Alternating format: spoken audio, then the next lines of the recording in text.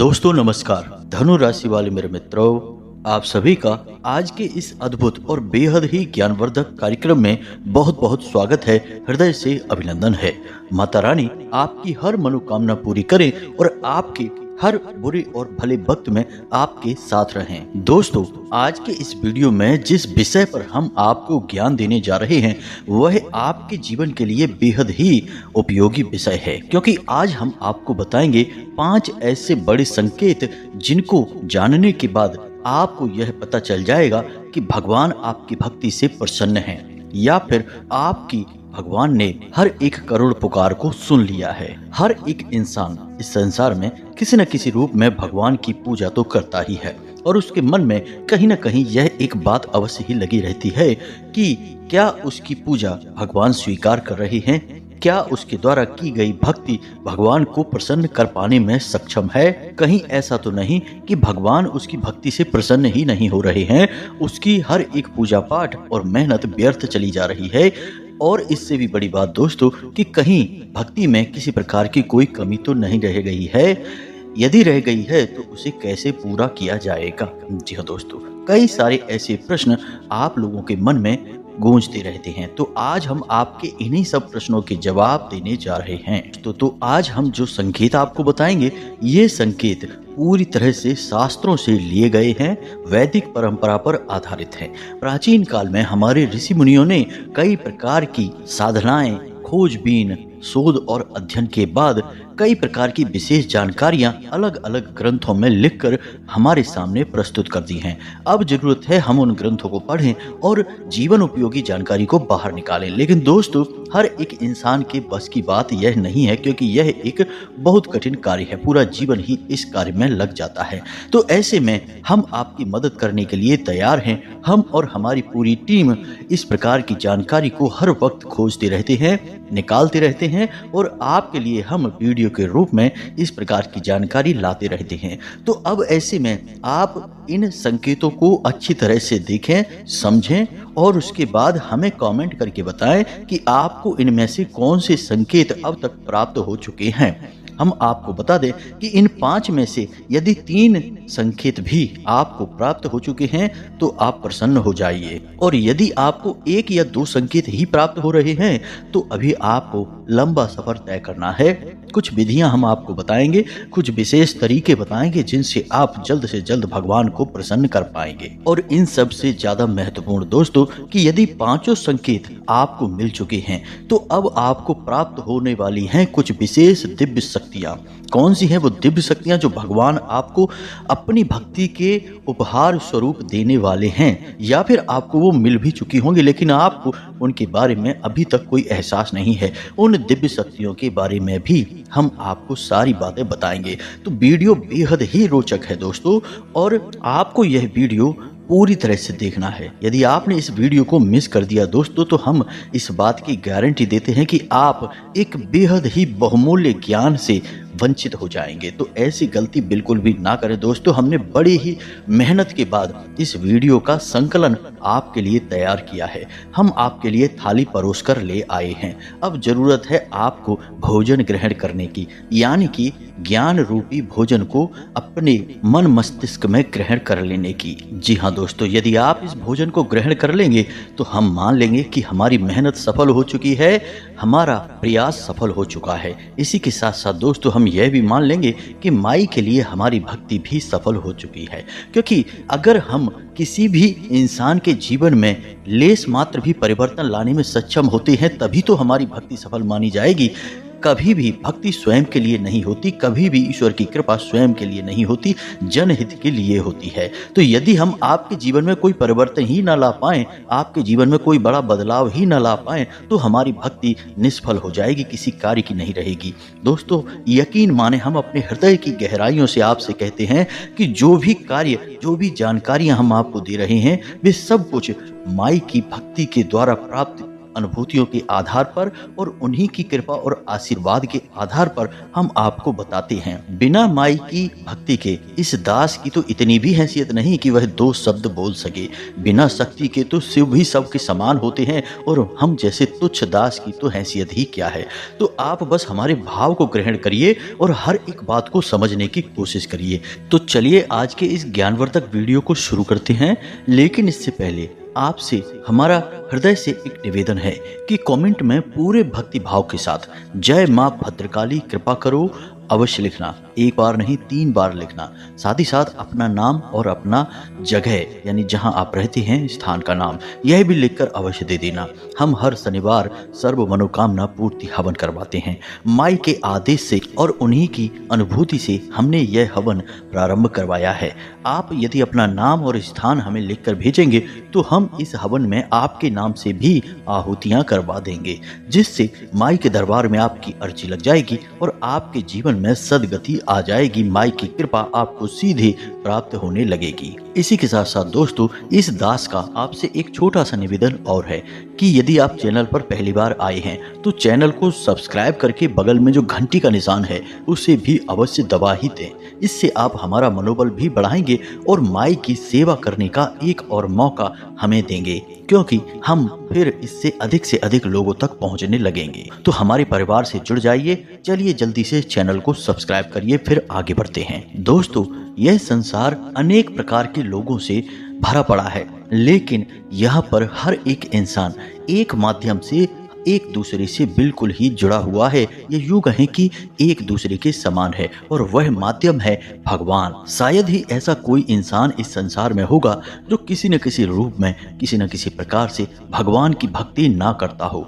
अब यहाँ पर लोगों के भाव अवश्य ही अलग अलग होते हैं। कुछ बड़ी ही गहराई के साथ भगवान के साथ भक्तिमय संबंध बना लेते हैं और कुछ थोड़ी थोड़ी शुरुआत कर रही हैं, धीमे धीमे भगवान से जुड़ते जा रहे हैं, और कुछ ऐसे हैं जो मन में कुछ न कुछ संशय रखते हैं, शक रखते हैं। ये तीनों ही प्रकार के भक्त भगवान को प्रिय हैं। लेकिन दोस्तों, इनमें एक प्रकार के भक्त और भी होते हैं जो कि भगवान से लेन देन का सौदा करना चाहते हैं। वे हमेशा भगवान के मंदिर जाते हैं तो किसी न किसी लालच को लेकर चले जाते हैं। कोई ना कोई अपनी मनोकामना पूरी करवाना चाहते हैं, भगवान को साधन समझते हैं और हमेशा इस प्रकार की मनोकामनाएं करते हैं कि आप हमारा यह कार्य करवा दीजिए तो हम 151 का प्रसाद चढ़वाएंगे, 501 का प्रसाद चढ़वाएंगे।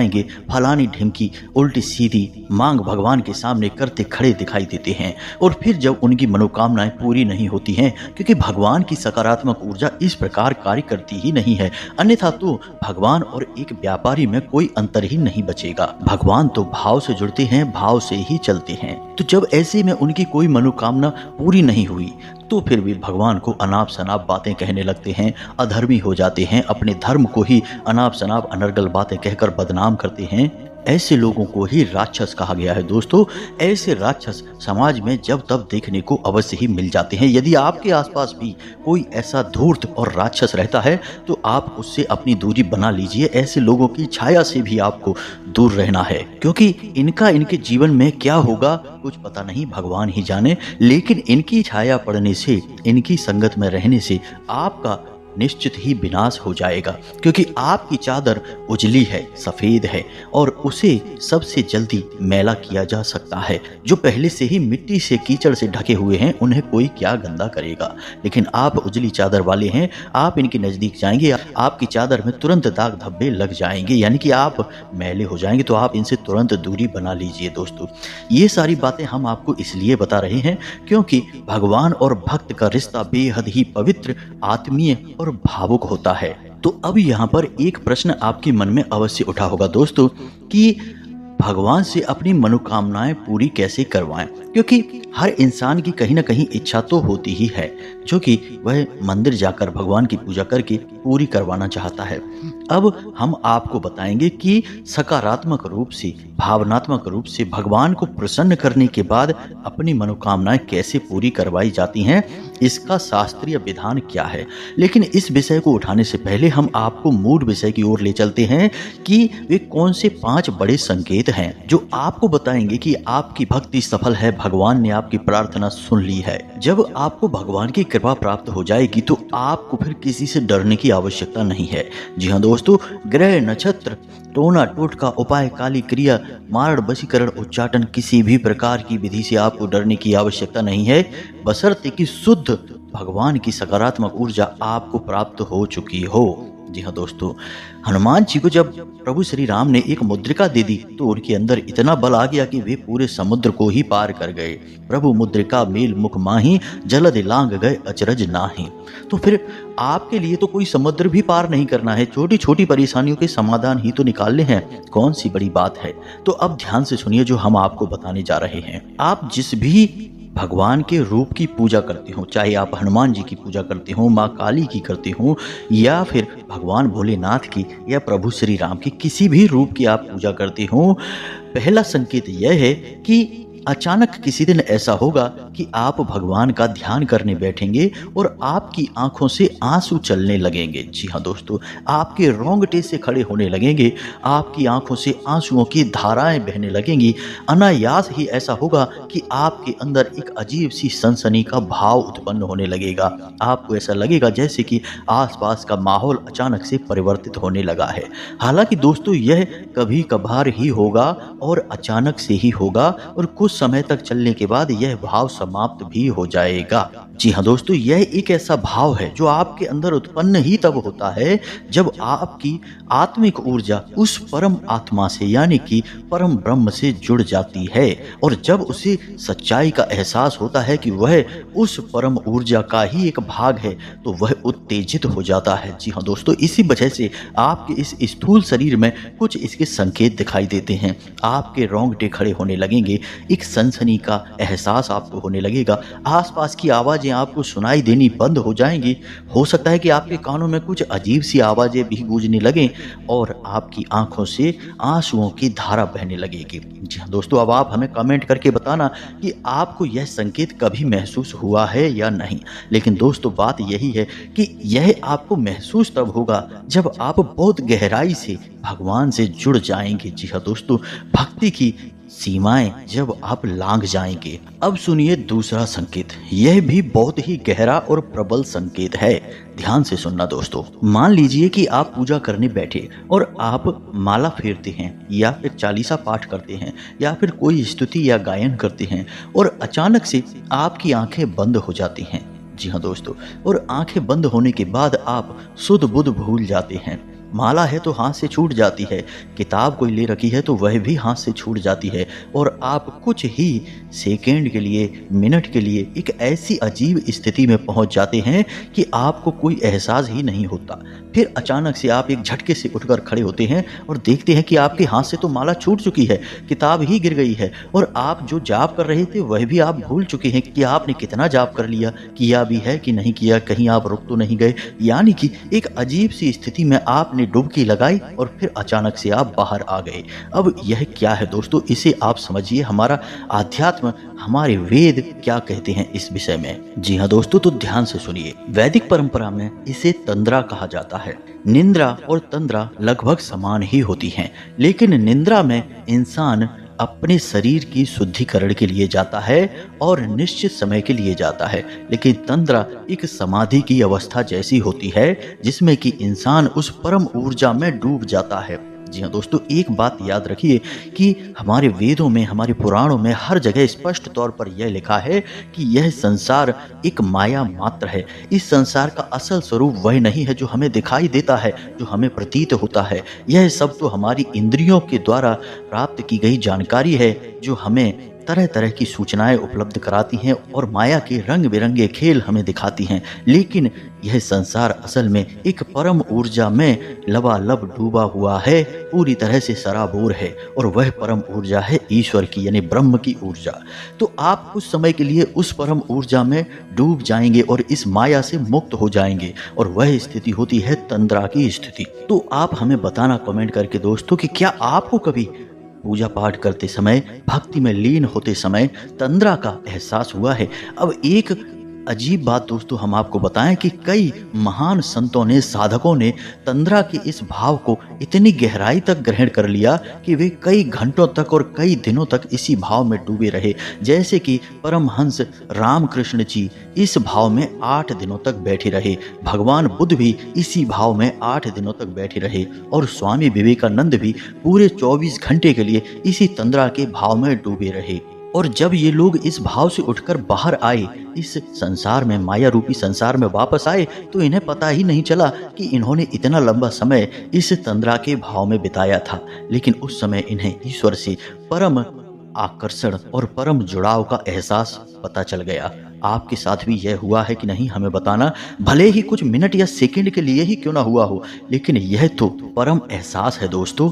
आपको जरा सा भी हो गया है तो कल बढ़ेगा और आप उस परम ऊर्जा में विलीन होने के लिए तैयार हैं, यह मानकर चलिए। तो आप हमें बताना आपके साथ यह हुआ है, कब हुआ है, कितनी बार हुआ है, सब कुछ बताना दोस्तों, हमें बड़ी उत्सुकता रहेगी। अब बात करते हैं तीसरे संकेत की। जी हाँ दोस्तों, इस संकेत का नाम है स्थित प्रज्ञ। जी हाँ दोस्तों, अब इसे आप समझिए गहराई से।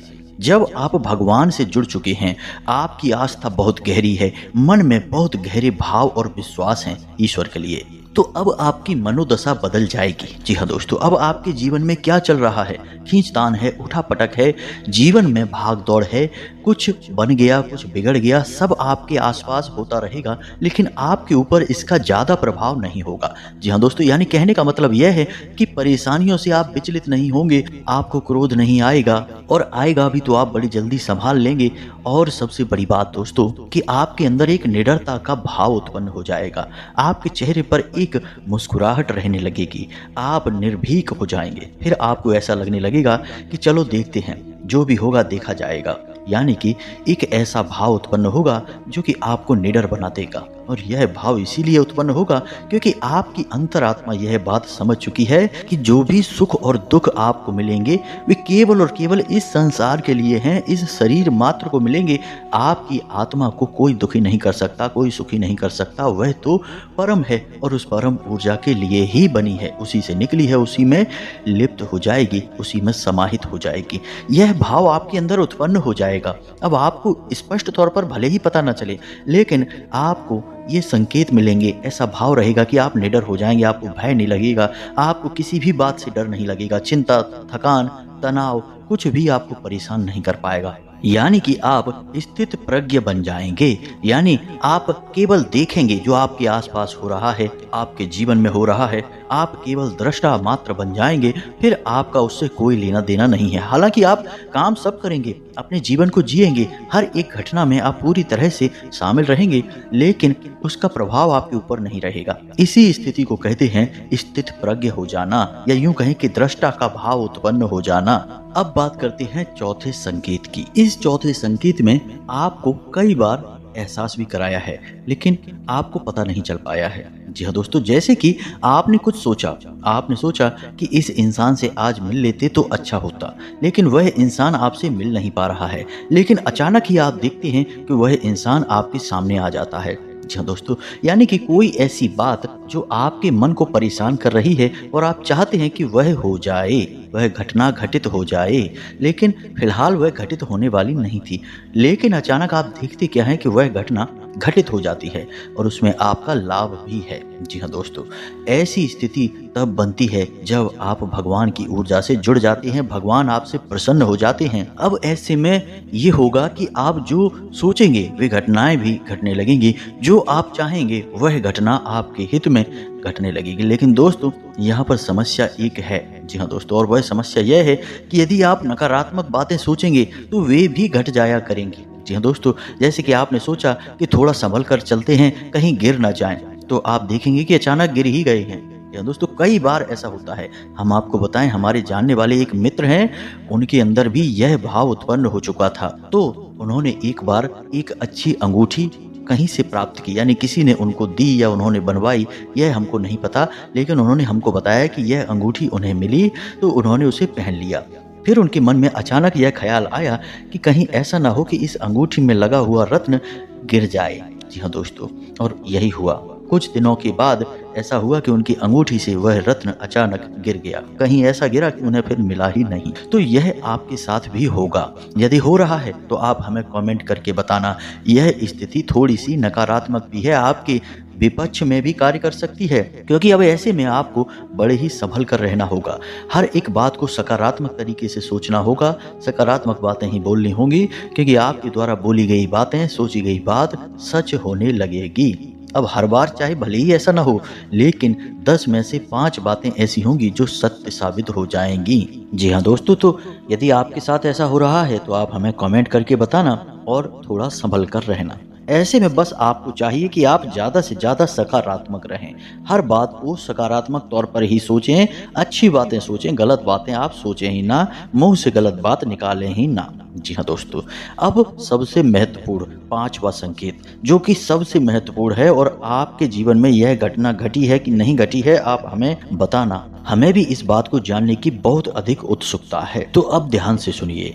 5वां संकेत यह है कि मान लीजिए कि आप अपने जीवन में किसी विशेष विषम परिस्थिति में फंस गए। कोई ऐसी स्थिति जहां कि आपको कोई रास्ता नहीं दिखाई दे रहा है और आप बुरी तरह से फंस चुके हैं। कोई परेशानी है, कोई दिक्कत है, कोई बात है ऐसी जो आपको लगातार परेशान कर रही है। तो आप भगवान से विनती करते हैं कि हे भगवान, हमें इस परेशानी से बाहर निकालिए। कुछ भी करके, कैसे भी करके हमें इससे बाहर निकालिए। फिर कुछ अजीब सा होगा आपके जीवन में, यानी कि जो इंसान आपको समस्याएं दे रहा था, पीड़ित कर रहा था, उस इंसान का आपके ऊपर से ध्यान हट जाएगा।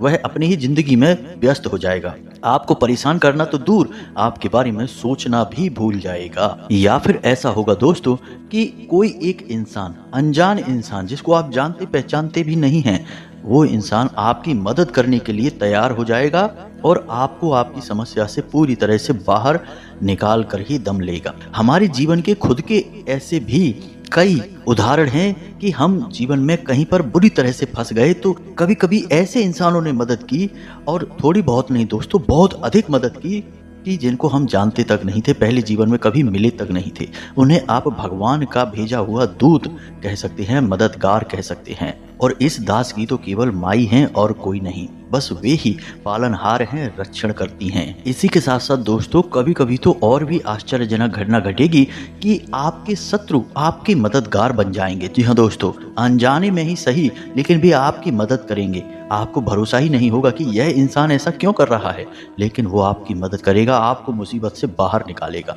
सब कुछ भगवान के द्वारा संचालित है। इस संसार में उस परम ऊर्जा से ही पूरा ब्रह्मांड चल रहा है। तो किसी की बुद्धि का फेर कर देना कौन सी बड़ी बात है, एक चुटकी बजा देने जैसी। और भगवान के लिए तो चुटकी भी ना बजाएं तब भी यह संभव है दोस्तों। तो ये तो थे 5 संकेत जो हमने आपको बताए। अब कुछ छोटे छोटे संकेत और भी मिलेंगे दोस्तों, जैसे अचानक ही दिन में किसी भी समय आपको मंदिर की घंटियां सुनाई दे सकती हैं, कोई भजन, भगवान का नाम आपको सुमिरन करता हुआ सुनाई दे सकता है, या फिर आपके दिन में अचानक किसी भी भक्त रोंगटे से खड़े होने लगेंगे। जी हाँ दोस्तों, अचानक ही आप प्रभु के नाम का स्मरण करने लगेंगे, कोई भजन गाने लगेंगे, अचानक ही आप एक धुनी सी रमाने लगेंगे। किसी भी वक्त दोस्तों, आप न दिन देखेंगे न रात देखेंगे, कभी भी आपके अंदर लौ जाग जाएगी। जी हाँ दोस्तों, इसी के साथ साथ आपकी आंख हमेशा सूर्योदय से पहले खुलने लगेगी। जी हाँ दोस्तों, अक्सर ऐसा होगा, कभी कभार ऐसा हो शायद कि आपकी आंख ना खुले, लेकिन अक्सर ऐसा होगा कि सूर्योदय से पहले आपकी आंख खुल जाया करेगी। फिर आपका मन करेगा कि भगवान का ध्यान करते हैं। स्नान ध्यान करने के बाद आप भगवान में लीन होना चाहेंगे। भगवान की तरफ एक आप अजीब सा आकर्षण महसूस करेंगे, खिंचाव सा महसूस करेंगे।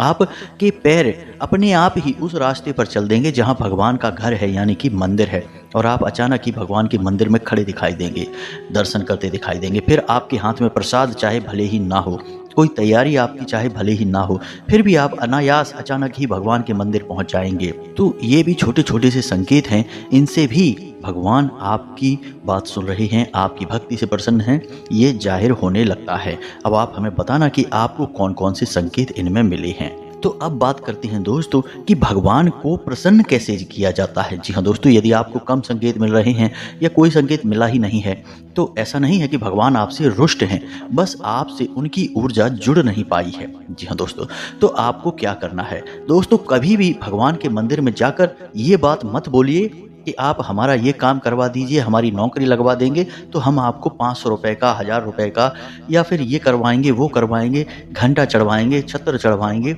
ये सब मत बोलिए दोस्तों। ये सब बोलकर आप अपना ही मान मर्दन कर रहे हैं। आप बस सीधे मंदिर जाइए, कुछ लेना है तो लो, नहीं लेना है तो मत लो, बस भाव के साथ जाइए और भगवान के सामने बैठ जाइए और भगवान से निवेदन करिए, भगवान से जुड़ जाइए, भगवान को अपने घर का सदस्य मानिए, चाहे पिता समझिए, चाहे भाई समझिए, चाहे मित्र समझिए, कोई एक संबंध भगवान के साथ जोड़ लीजिए और बिल्कुल ऐसे जैसे आप अपने सबसे प्रिय जो आपका शुभ चिंतक है उसे अपने जीवन का दर्द सुनाते हैं, वैसे ही भगवान को अपने जीवन का दर्द सुनाइए और आप देखिए कि भगवान आपसे कैसे जुड़ते हैं। जी हाँ दोस्तों, याद है ना आपको सुदामा का चरित्र? सुदामा ने कौन सा प्रसाद चढ़ाया था भगवान को? सुदामा ने कौन सी अगरबत्ती लगाई थी? कौन सा हवन किया था? कुछ भी नहीं दोस्तों। सुदामा का भाव कृष्ण से जुड़ा हुआ था और कृष्ण सुदामा के लिए दौड़े चले आए, नंगे पैर भागते चले आए राजमहल में और सुदामा के लिए दरवाजे तक आए और अपने नयन अश्रु से सुदामा के चरण कमल को धोए। जी हाँ दोस्तों, आप समझिए, भगवान भाव के भूखे हैं। हम उन्हें कुछ दे ही नहीं सकते हैं, हमारी हैसियत ही नहीं, औकात ही नहीं कि हम उन्हें कुछ दे सकें। हम केवल उन्हें एक चीज दे सकते हैं, वह है हमारा शुद्ध भाव। जी हाँ दोस्तों, अब आप प्रसाद लेकर जाते हैं तो वह तो एक परंपरा है। आप अपने भाव को मजबूत करने के लिए प्रसाद ले जाइए, धूप जलाइए, दीप जलाइए, जो मन है वो करिए, लेकिन भाव के रहित पूजा बिल्कुल एक मुर्दा शरीर के समान होती है। आपको भाव जगाना पड़ेगा। जब भी आप तकलीफ में हो, भगवान को कहिए, भगवान अब आप ही देख लेना। कोई कार्य कठिन आ जाता है, भगवान अब आप ही देख लेना, हम तो बस लगे हैं, काम कर रहे हैं। जब भी कोई अच्छा समय आए, खुशी मिले, भगवान आपका बहुत बहुत धन्यवाद जो आपने हमें इस काबिल समझा। तो हर बात के लिए भगवान से जुड़िए, हर बात के लिए भगवान को अपने जीवन में लाइए, उन्हें याद करिए। आप देखेंगे कि आपका जीवन भगवान स्वयं संचालित करेंगे। कर्मण्डे बाधिकारस्ते मा फलेषु कदाचना। आप अपने जीवन को ऐसे जियो जैसे कि आप भक्ति कर रहे हैं, भगवान से जुड़ जाइए। कोई भी कार्य भगवान को बिना याद किए ना तो शुरू करो और ना ही खत्म करो। जी हाँ दोस्तों, फिर देखो कि भगवान किस प्रकार फल देते हैं और वह आपका कार्य स्वयं पूजा बन जाएगा, क्योंकि कर्म ही पूजा है। आप जो भी कार्य करेंगे, दिन भर जो भी कार्य करेंगे, हर कार्य भगवान की पूजा बन जाएगा। फिर फल देना भगवान के हाथ में है और निश्चित ही भगवान आपको सर्वोत्तम फल ही देंगे, क्योंकि भगवान अपने प्रिय भक्तों को कभी निराश थोड़े ही करते हैं। तो उम्मीद है कि जो हमने आपको बताया है वे सारी बातें आपको समझ में आ गई होंगी और आप इन बातों के माध्यम से कुछ न कुछ नया जरूर सीखे होंगे। यदि आपको यह जानकारी अच्छी लगी तो वीडियो को लाइक अवश्य कर देना दोस्तों, हमारा हौसला बढ़ेगा। इसी के साथ साथ आज की इस वीडियो को विराम देते हैं।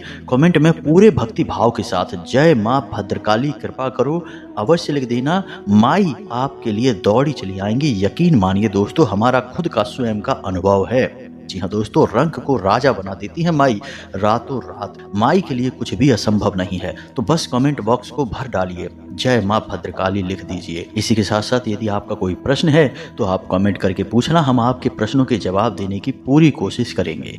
मिलते हैं अगले ज्ञानवर्धक वीडियो में, तब तक के लिए धन्यवाद। जय माता।